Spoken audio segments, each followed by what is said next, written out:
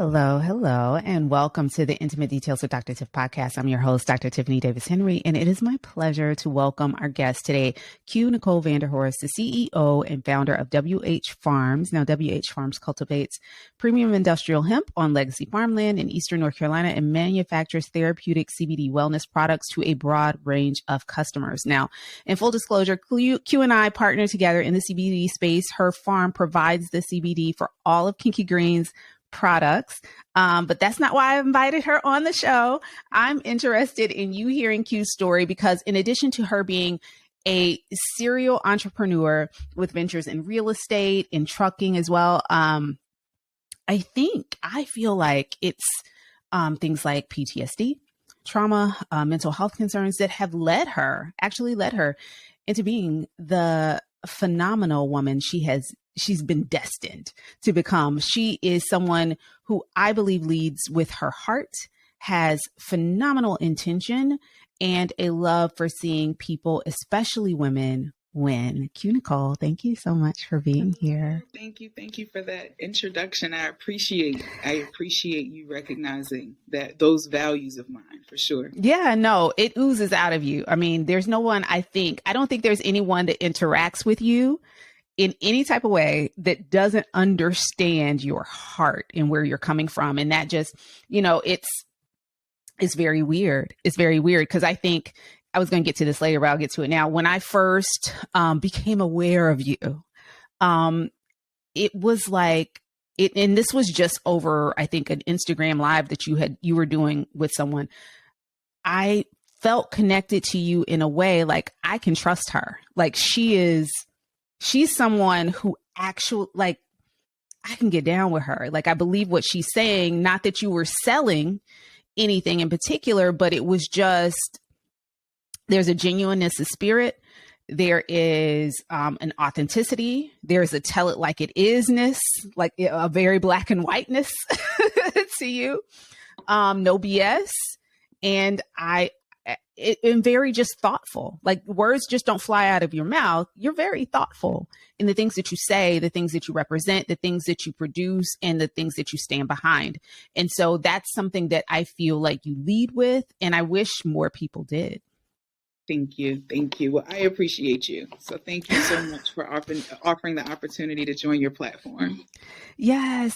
I'm excited to have you here. And so while I know that the conversation today is most definitely going to lead us to CBD, I feel like your personal journey with a plant that we both love started with more of an exploration of mental wellness for you. Yeah. Is that right? Absolutely. I was a dare kid, so all throughout middle school, high school, young adult life, the plant scared me. I was like, yeah, it's going to make me tired. It's going to, cost me brain cells. I studied AP courses. I've always been an achiever. So all of the rhetoric around the plant certainly was something that was a huge turnoff for me. It was only until I started to deal with my own deep depression that was prompted from grief. My father passed away, and prior to him passing, within the 12 months prior to his transition, I had become a full-time entrepreneur. I was a general contractor, single-family rehabber in Washington, D.C., one of the most expensive real estate markets in the country. And so I was shouldering a lot of pressure and stress. And he started to transition, and it was a 5-month journey. And so for that 5 months, I spent nights, weeks with him in the hospital. Then I would catch a train. I would literally not even drive because I was so torn between his hospital bed and my projects. And it was like constantly going back and forth. When he transitioned, it unlocked a deep-rooted, compartmentalized inner child trauma that I hadn't even identified, touched. I kind of had gone through life learning how to repress and perform, repress, perform. And when I was no longer able to repress because of his death, and I still had to perform, that led me to therapy. And when I went to therapy, my therapist, diagnosed me with delayed PTSD. My father's transition being that trigger that kind of erupted a lot of childhood trauma that I had just really compartmentalized and put aside. And I couldn't any longer. And so they recommended that I try both more of a consistent therapy plan along with a prescription plan. And I just was very nervous about prescriptions, happy pills, mood elevators, things of that nature that are prescription based, made in a scientific lab. Although our products are made in labs, they're certainly made from raw material. And so I just felt a lot different about her recommendation. And so we lived in Maryland at the time. Or I lived in Maryland at the time. It was a recreational and medicinally legal market for marijuana. And so I decided to, and I asked her if she would write a referral for me to go to a space where I could, explore more plant-based options. And so I was able to do that. I started my journey as a cannabis consumer, self-diagnosing and using it to tincture specifically to really just kind of develop a little bit more mental focus and, be able to concentrate throughout the day. PTSD can kind of lead you into a world of, let me protect myself, let me do this, let me do that. And you just become super paranoid and it makes it very hard to interact. And I needed to relax in order to leave. Yeah. And that experience opened me up to a world that made me realize that what they said about, the Beavis and Butthead and the, kill your brain cells, that was all rhetoric. It wasn't truly representative of the plant, the power of the plant. So yes, because of my mental health journey, I became a cannabis enthusiast, so much so that I now own a cannabis company. I'm very passionate about the therapeutic benefits of the plant. And I believe that it is a solution for so many ailments and common wellness challenges that people are having. Broad range. I want to go back to something that you said. You said that your dad's passing, his transition, sparked or triggered some unlocked kind of things that you had been repressing. What about his passing do you think, or just even him, that whole experience, what about that triggered a response of delayed PTSD for you? This is going to be loaded in the response. I've never shared this as candidly as I am now, but I watched my father transition for 5 months. And in that 5-month time frame, so let me start by saying that, love my father, was a great guy. He also had his traumas, also was very troubled. I didn't spend my life with my father. He lived in the same area, but my mom divorced him at a very young age because he was abusive. As a matter of fact, the events that led to the divorce, he actually held me at gunpoint at a very young age. I may have been like 3 or 4. And my mom was pregnant with my younger brother, who's also transitioned. And he drug her through the house with an extension cord around her neck because she wouldn't respond to him in the way that he wanted to. And so the terror of that night and the terror that my dad would bring to our family and our home because of his alcoholism and his own trauma was something that I had just kind of lodged in the back of my mind for a very long time. Now, in this time frame, at the age of 9, my younger brother was 7. So I must have been around 2 or 3 when my father held me at gunpoint. I woke up one Sunday morning to find that my brother had passed away. He was handicapped because of the abuse of my father. Because of my father's abusive nature, my brother was born with mental and physical handicaps.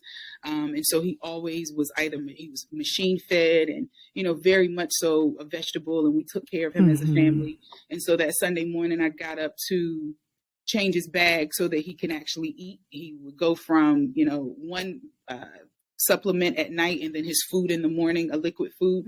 I changed his bag and realized that his muscles just weren't working. Like I couldn't move the tube. It just wasn't working. So I remember vividly exactly what my brother looked like that morning when he was deceased. I found him dead. I told the entire family, I think Quentin's dead at the age of 9. I was supposed to be crowned the church. I had won the church fundraiser. So I was supposed to win a crown that morning and walk down the aisle. And it was one of those things where I still went because they knew that I was so young that I couldn't quite process it, but I could tell. I mean, I was the person who called my mom. I could tell from everyone's response that something horrible had happened. So fast forward to my father transitioning. In that 5-month period, There was a time where I came into the hospital room and he looked just like my brother. He was in fetal position and he was just deteriorating. And I think that I had a chance to see a couple of things. I had a chance to see how you don't miss karma in life. Yeah. And so when I saw my father and my brother literally look the same, it was almost like it just, it was just one of those moments where you don't remember that moment until you see it again. And because of all of the challenges that, emotional challenges that he imposed, I think that once he transitioned, because I believe in being dutiful, so the doctors called me to step in 5 months before his transition. I honored him, I honored all of his medical requirements. I honored his post-medical care requirements. I buried him. I honored him. He had a beautiful blues band. He wasn't a church guy. We did the whole blues setup for him for his departure. But when he finally transitioned and when we closed the casket and when all of that was done, then that was my time to deal with the fact that this guy was a monster in my mind because he held me at gunpoint, because I watched my brother die. He wouldn't have been handicapped if if my mom hadn't been abused while he was in my mother's womb, and I watched all of these things happen and I couldn't bottle them up anymore. It was like the trauma had been sitting dormant and it waited for an event. And it had given me, 25 plus years of experiencing life and achievement and not even realizing that I had daddy issues, daddy trauma, or any of those things. But the moment that my duty was done, I literally just fell apart. And it was so hard to rebuild. It felt like I had someone tell me, I felt like I was sprinting through quicksand. I thought I could just pop back. And this was the first time that I was never able to pop back. And I had to deal with the fact that you did come from an abusive environment. You do have these various trauma responses. It was just all of these things that I had just categorized as, oh, that's just the way I am. Oh, that's just the way I am. And it wasn't. It was the way that I had been designed based on the repression of the trauma. And so that period, it's a coping mechanism for you. This is how you got through life. Yeah, exactly. The achievement was it was the response to, I have to repress something. So let me get far away from it. And so let me get far away from it through achievement. And I couldn't run and focus on all these other things. Those, difficult journeys where it's not just, I write a paper, I make 100, or, I take a class. No, it's like, it's every day and it's up and down and it's super emotional. And so to have been broken through the grief and then to be an early entrepreneur, it was like, whoa, this is a lot. So I think that really contributed to it. But, I tell people all the time, I studied Buddhism for 8 years. I am as Christian as I am Buddhist. I love Buddhist philosophy and Eastern philosophy. And the process of serving and caring for my father helped me to see his trauma. And when I saw his trauma, I was able to cope with my own trauma post his transition. So I understood that he wasn't well. Right. And sometimes our parents don't be checking for trauma, like millennials. Millennials will walk into a relationship and say, so when's the last time you've been in therapy? Our parents were not in therapy. Our parents was out there at the juke joint thing and connecting. So and when we talk about like history, especially our people, right? Our people, we were kind of built in this country to ignore the trauma that we faced. Absolutely. In spite of the trauma that we went through, in spite of the trauma that we witnessed, we still had to perform at a level that was acceptable to whomever we were serving at that time. It's interesting to me, though, there's an overwhelming sense of duty, I think, that we often have, right, to our parents, to our loved ones, especially during such a time. During that time, you had to compartmentalize, put on the shelf, right, all of your feelings about this person. And I'm sure that wasn't the only time that you had done that in your life, because in order to get through life, what you're saying is I had to ignore elements of like emotion. There was no room for my emotion, for my sadness, for my hurt, for my anger, for my disappointment, and funnel that energy into something that was more productive and that actually made you feel good, because the things around you weren't necessarily making you feel that way. And it would have been so easy, I think. Many people in the situation that you describe could have turned to more negative things to self-soothe. What was it about your upbringing? What was it about the village around you that made that like not an option?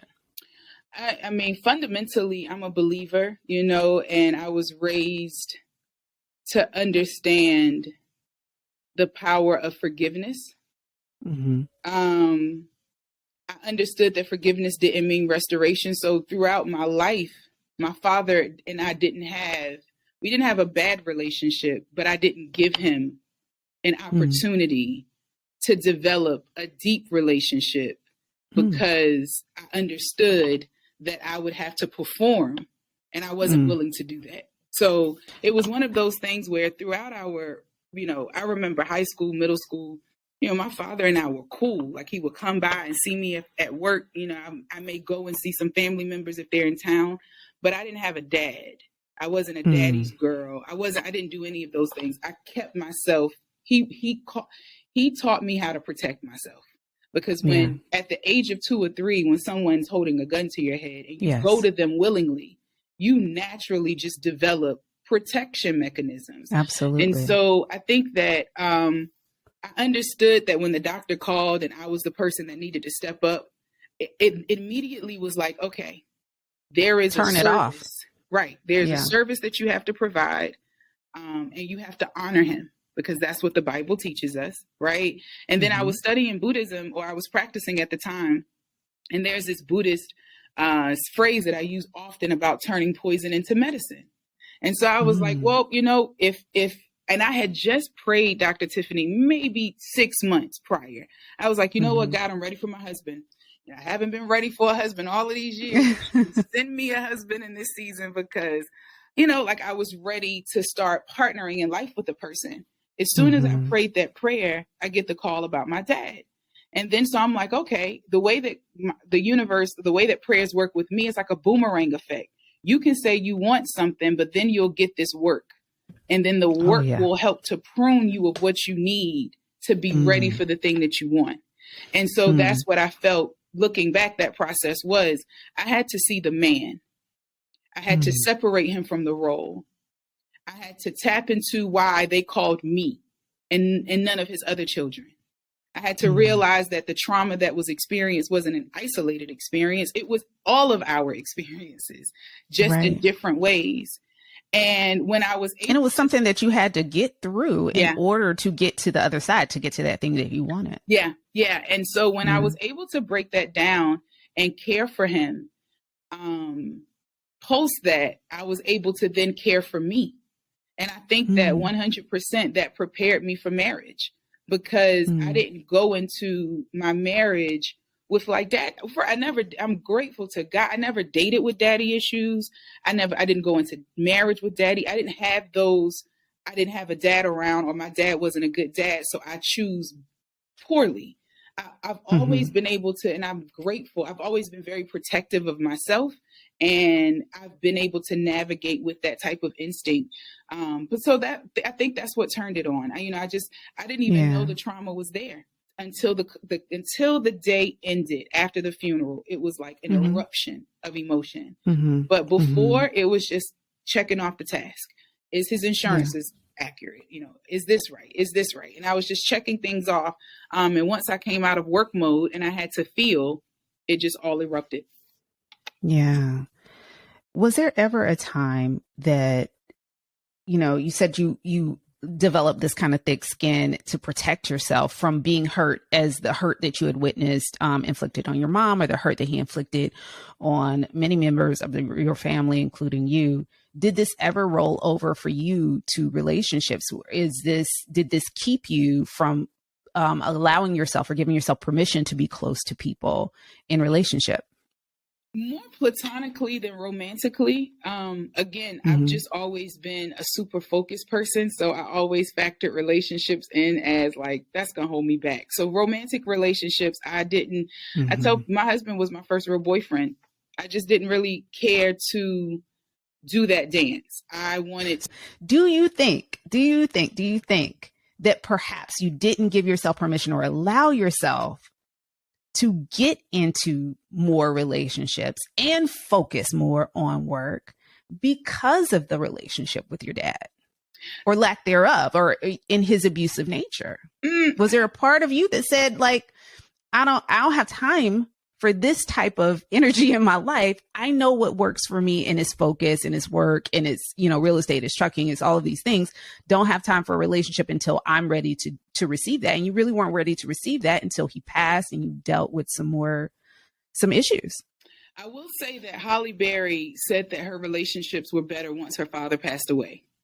Wow. And when she said that, it resonated.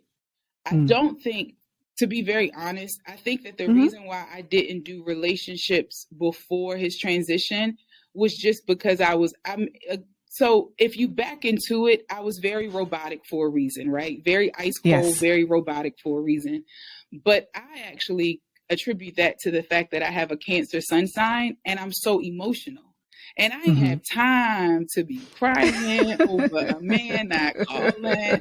Child, I tried that one time and I said, oh, this is what this is all about. I'm going to tuck this away until I'm ready because I got money to make. I ain't trying to be out here crying over nobody's son for any reason. But it wasn't, I did engage with guys though. So it wasn't like I was afraid of men.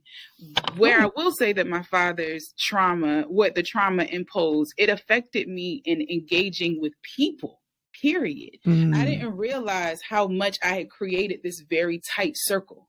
And even on social media, like I'm not the influencer that people expect because I'm so homey and, relaxed, and because I have to feel you. I can't have, my instinct doesn't allow me to, I'm just now learning how to professionally network in a way that we don't have to go deep in order for us to be. Because of the trauma, I needed to see and understand. They say overanalyzing is a trauma response. I needed to overanalyze. I needed to study. I needed to do all of these things to ensure that I was safe before I would blossom. And now, fortunately, because I've done so much work with therapy and healing, it's easier to engage. So I do think that has something to do with it for sure. How did your husband find his way into your heart? Through God's word. And I'm not a super churchy person. I just follow values. And so I had always told God that I wanted a person that would allow me to chant when I needed to. Nam Myoho Renge Kyo. I'm all about my Buddhism, and who would go to church with me every Sunday because I was very into studying entrepreneurship through the lens of spirituality. The opportunity to grow and be more, it's just a spiritual journey for me. And so that was kind of like how I was locked in. And if that person didn't have those values, then we wouldn't work. And so he actually had we both attend Elevation. He had gone to church that Sunday. He put up his interpretation of the sermon on his IG page. I slid in his DMs, right? Made myself noticed and just kind of let him take the lead. And he did that. He took the lead. We were able to talk on the phone. Our first conversation was 10 hours long. We realized that the iPhone will turn off at the 10-hour mark if you've been on the phone nonstop for 10 hours. And it did. It literally cut off. Yeah, that was day one. You're done here. We've been locked done. Ever since. If you don't know it by now, let us answer the question for you. Yeah. You're done. Yeah, that was us. And that's how he did it. And he's been such a safe space. And it's been so healthy because I didn't really tap into my inner child trauma healing until our first year of marriage.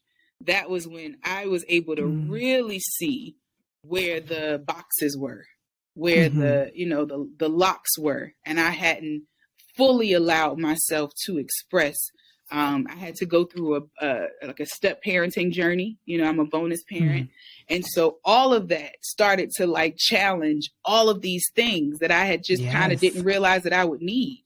But, you know, I have a great husband and a great partner. And so he's been super supportive in my growth. But yeah, that definitely, that's how it happened. Wow. How was it to kind of, because I know letting people in isn't always the easiest for most of us, right? Especially when there is some sort of trauma and some sort of history lingering in the past that you're still kind of trying to muddle through yourself and figure out.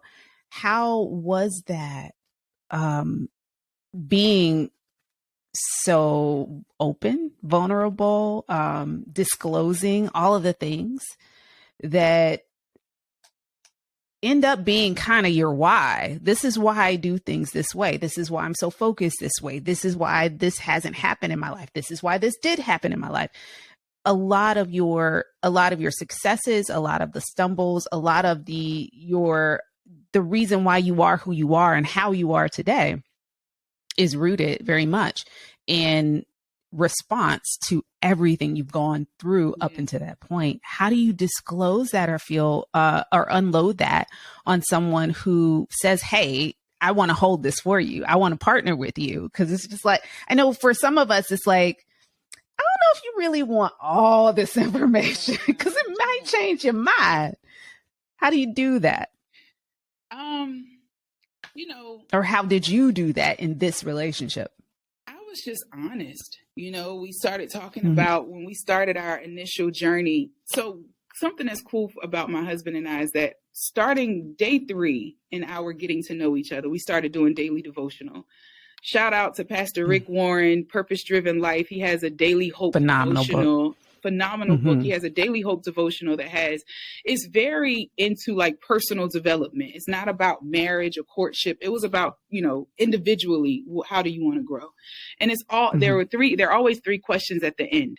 And so I tell everybody, we kind of got to know each other through the questions that would come at the end of the devotional because we were long distance for over 3 years.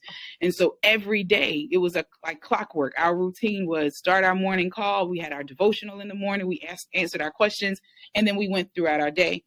And those questions brought up some of the things, and it helped to create a space where it gave him context because the devotional would talk about it. And then I was able to respond. And then it created a safe space for him to like unload and to be able to kind of tap into like some of the things that he noticed as a single father and things of that nature. So I think that's how I did it. And I knew that I needed to be with a person that had the capacity to nurture me.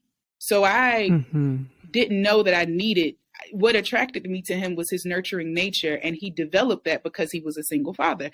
So it created a space where, you know, sometimes in this marital journey, sometimes you have to reparent different parts of your partner. Yes. And so absolutely. And yourself. And yourself. Absolutely. Yeah. So I think that he contributed to my reparenting, meaning he gave me a different perspective of what a dad could be, you know. Absolutely. And it just was a very healthy space for me to, you know, be able to unload. I'm so thankful that this is the person, Me you know, too. and I know you are too.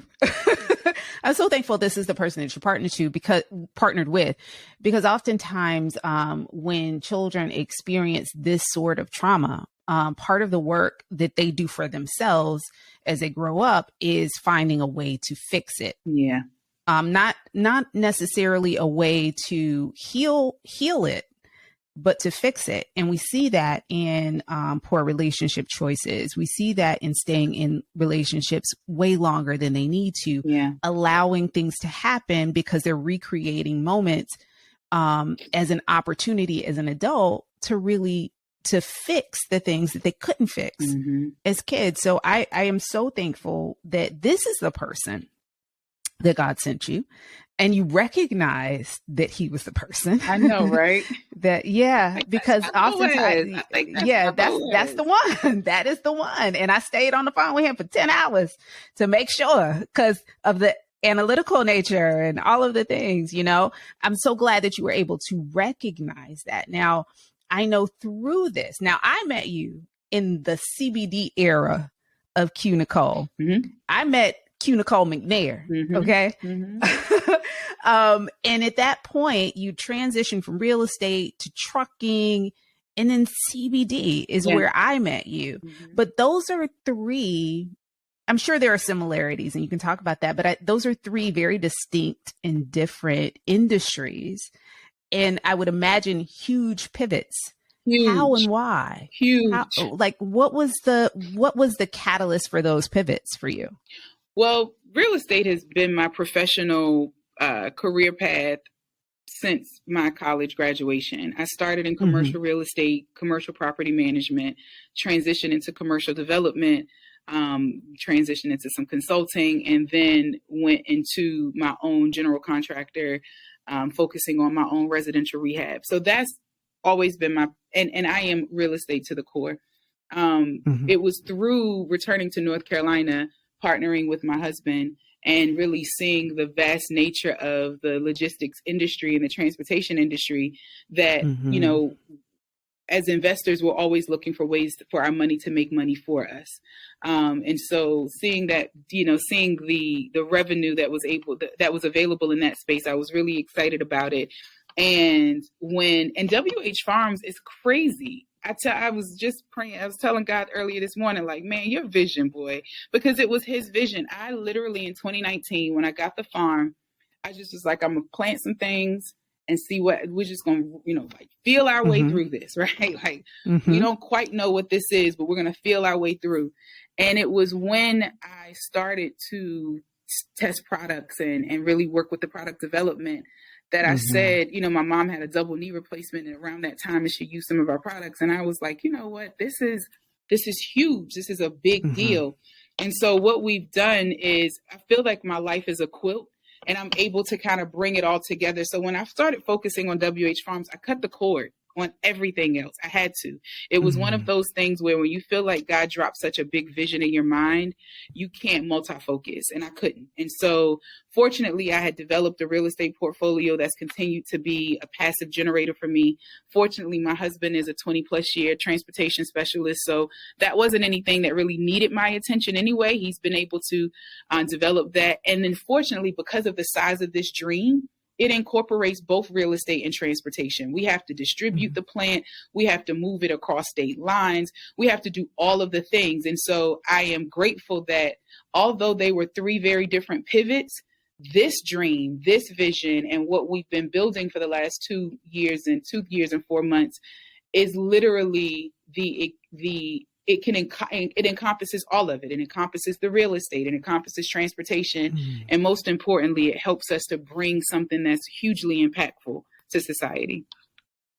How do you go from, I want to explore this plant, I want to explore how it might help me alleviate some of the trauma that I'm experiencing personally, to I want to not sell it, but buy farmland to grow it, to cultivate it, and not just any farmland. You have this on a legacy farm.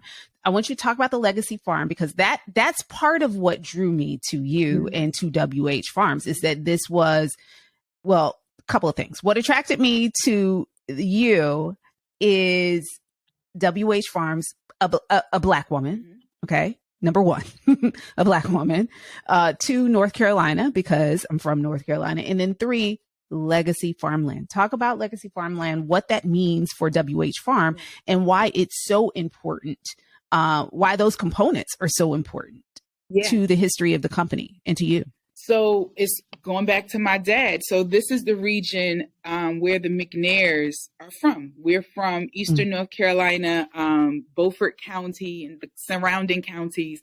And as I started to tap into who my dad was and where he came from, I started to really feel drawn to this area of North Carolina.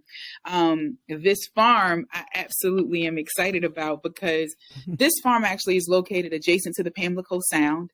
And the history of the farm is that a lot of the deep, dark African Americans that come from this side of the state are also, they have a heritage with the Tuscaroran indigenous group. because Tuscaroran Native Americans were very dark complected. And, post-slavery, we forget about who helped the Black slaves or freed slaves establish themselves. It was their indigenous Native American brothers and sisters. And so this particular farm, our farmer, Shortman, I absolutely love him, Kelton Moore. He is amazing. His grandmother is both Tuscaroran and African American. This particular land was cleared by freed slaves by hand. It was cleared by hand. And so Shortman had been helping me in a previous venture. My first business was a nonprofit organization, Be Global. We work with rural American teenagers to provide them with opportunities out of the country to perform community service, develop workforce development skills. And he was my grower to help with the teens back in Eastern North Carolina. So he's had so many congressional awards for his agricultural practices. I was like, Shortman, I found this land. And it connects me to my dad. It connects me to this history. I knew that he, again, from the area, was a part of the history. And we found the history of the land. We were so excited about it. It was legacy farmland. It had never, ever, ever been privately owned, only owned by the families that were the original owners who were freed slaves. And so it continued to pass down multiple generations. And that's, how WH Farms came about. I knew that for us, I have a brother who's serving a federal sentence. When they arrested him 20 plus years ago, they only found, I think, maybe an ounce of weed. And the rest of the sentence was derived on statements and charges that were conspiracy related. But he lost 23 years of his life through a sentencing, and even more years because of the trauma that you go through behind bars and how sometimes you don't cope. Right. I say all of that to say that this plant and the opportunity to bring it to the marketplace and to reintroduce it, growing it on our land, and telling our story. And then the notion that Tuscaroran actually means hemp gatherer. So before English settlement, it was the Tuscarorans that were actually cultivating cannabis in North America, in Eastern North Carolina. It wasn't Northern California. It was Eastern North Carolina. All of that together just made me feel very responsible for transporting this story to the marketplace, for bringing this culture and this history to the marketplace, for really showing us that what was used against us can be used for us. And the reason why we went further in our market strategy, and we didn't just stop at selling pre-rolls or selling loose flower, but we invested into the science and the technology to develop phenomenal products, is because we were tired of seeing our community both be misled by the notion of what a plant would do and then suffer from the addictions and the side effects to these chemicals and these prescriptions that were meant to help, but they were doing more harm than good. And so the combination of it all just it feels very missional. It feels very much so like an assignment. I'm crying now because I cry when I think about it.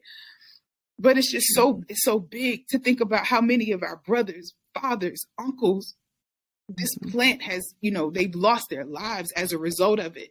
But now their grandmothers are being introduced to that same plant. Even to think about this concept of what is a super predator during the Clinton administration, how, all of the rhetoric on TV about drug dealers was that they were super predators. And see, I fell into that because my brother was in that era. And so my mother felt like he was a super predator because Bill Clinton said he was a super predator. But he wasn't, and so there's so much, we've been torn apart so much by this plant. I wanted to allow this plant to be a bridge for so many people. And so that's what it's become. You are a bridge, Q Nicole. You are a bridge. Thank you. And not only are you a bridge, you're extending your hand to others and making sure that they cross that bridge with you, with care and compassion and with education. One of the things that I love about you is, honey, you can talk and you will talk to somebody.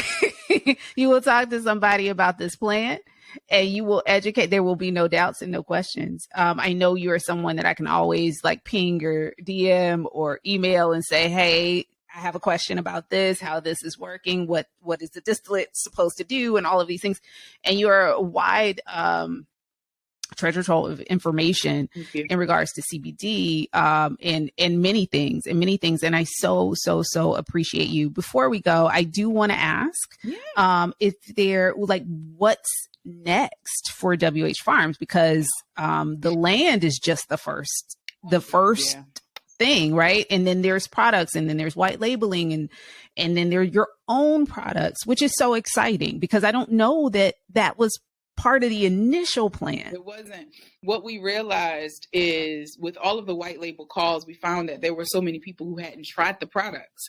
And so we started to test out our own product development with a line. And then for the purposes of making the white label products available, we just started to put them out in the retail space just to make sure that people were able to sample things before they made that commitment. But and that's huge. Yeah. That is huge in this space because there's so much mistrust. Yeah. And not knowing, people just, we are so, I guess we've been so confused about the differences between THC, CBD, full spectrum, broad spectrum, isolates, all of the things that we don't understand what we're actually buying and what we're actually getting, and the expectation of how it should make us feel. Yeah, no, absolutely. And that's where we are in terms of what's next. We are in product development. We have a couple of different wellness products that we plan to release in third and fourth quarter. We're currently now testing soft gels. We also have some additional products that we're testing that we just feel are, we understand that we are an alternative to other medicines. And although we don't make any claims, we just follow these testimonials that keep coming through about the stabilization of blood pressure, A1C levels, back pains, different muscle pains. And we want to bring more of that to an individual's lifestyle. But beyond that, we decided in late 2022 to really hammer down on the education piece. We launched the CBDpreneur Academy earlier this year, which we're excited about, because many people are more interested in learning as opposed to actually being in the space as entrepreneurs. And so, whereas before you could only come to us as a manufacturer to provide your product, we recognized that we would have these tens of thousands of people coming to our website, but many of them just didn't feel that they were ready to pull the trigger.